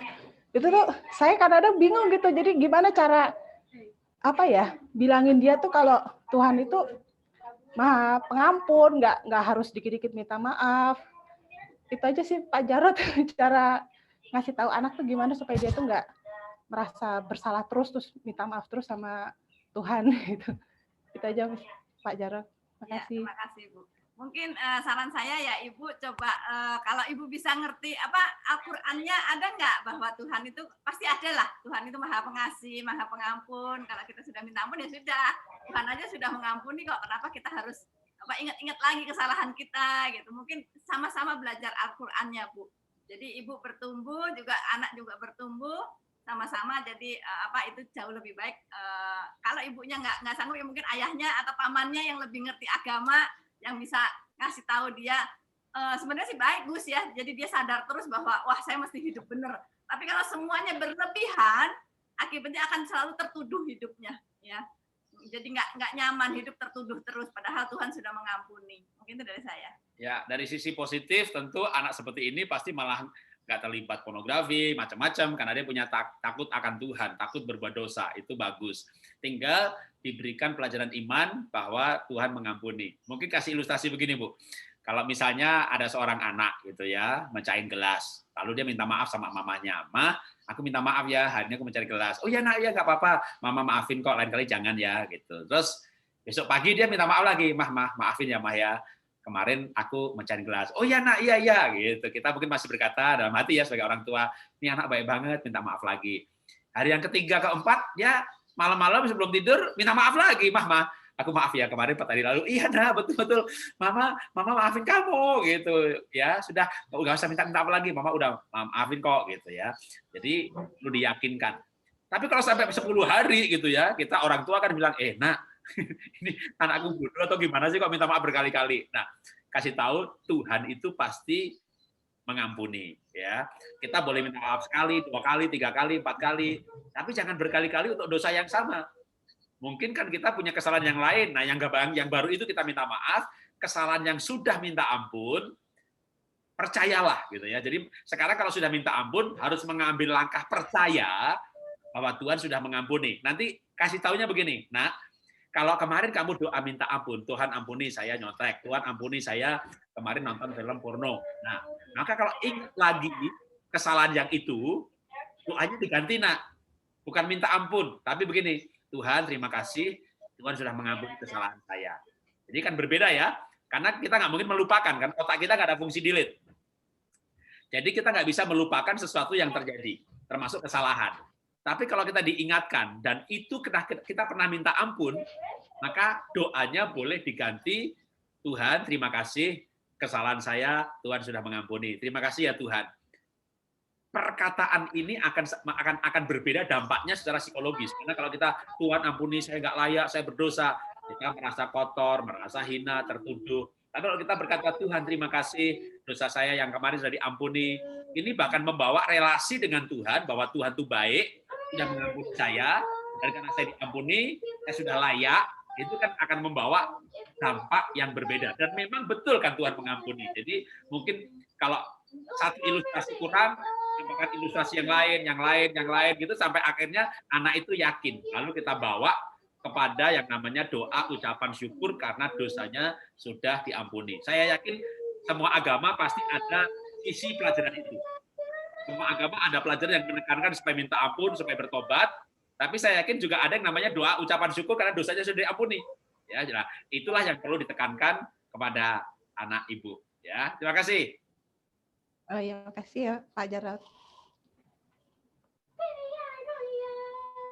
Itu begitu banyak dan saya yakin tidak ada buku manual gitu ya. Buku manual buat orang tua untuk mengerti semua masalah pada anak gitu. Yang ada adalah bagaimana tadi apa yang sudah disampaikan oleh Pak Jarod, kata kuncinya adalah memahami, orang tua memahami dirinya, kemudian memahami tipe anaknya, kemudian pendekatan apa, komunikasi apa yang bisa masuk ke anaknya, disitulah kita bisa memaksimalkan potensi yang ada dalam diri anak. Kemudian juga saya sempat mencatat mengenai relasi gitu ya. Ketika anak bertumbuh menjadi dewasa, hubungan keluarga itu akan menjadi peranan penting. Bagaimana anak bisa hidup di luar sana dengan tetap teringat pada cinta kasih yang diberikan oleh orang tuanya gitu. Oleh karena itu membangun memori cinta dengan anak itu penting sekali. Bapak Ibu sekalian, saya mau mengundang Pak Jarod sebelum menutup acara ini untuk memberikan closing statement terhadap rangkaian kegiatan yang sudah dilakukan pada hari ini. Pak Jarod dan barangkali Ibu Jarod juga mau memberikan closing statement, kami persilahkan. Oke, saya saja, kata istri saya. Ya, tidak mudah menjadi orang tua, ya. Tidak ada pembelajaran mengenai orang tua. Kita nggak sekolah jadi orang tua. Saya sendiri kalau dulu anak saya nggak game addiktif, lalu dipanggil nggak noleh, nggak ada kontak mata, hampir nggak naik kelas, mungkin saya tidak belajar banyak soal parenting. Jadi dulu saya sampai bawa anak saya tiga-tiganya tes sidik jari, padahal waktu itu tahun 98-2000 itu datanya harus dikirim ke Taiwan. Jadi malah di Indonesia belum ada. Belum lagi dari sisi agama, ada yang misalnya, masa sih Pak Jarod anaknya tes sidik jari, itu kan klenik, itu kan dukun, waduh macam-macam. Tapi waktu itu saya sering ke luar negeri, karena saya tahun 90 itu di Astra, saya kerja bagian ekspor, dan tiap tahun 4 kali ke luar negeri, saya lihat di luar negeri itu dipakai. Nah itulah yang membuat saya banyak belajar mengenai anak, karena dimulai dengan anak yang bermasalah. Lalu akhirnya terlibat, saya bikin sekolah Happy Holy Kid. Waktu saya bikin sekolah, bikin seminar parenting, kan saya bikin sekolah itu 95.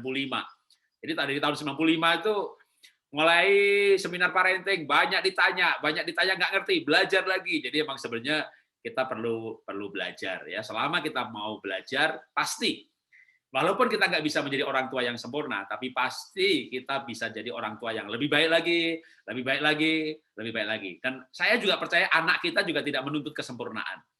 Anak kita bahkan mungkin paham kalau kita nggak ngerti teknologi. Tapi anak kita nggak paham kalau kita nggak baik hati.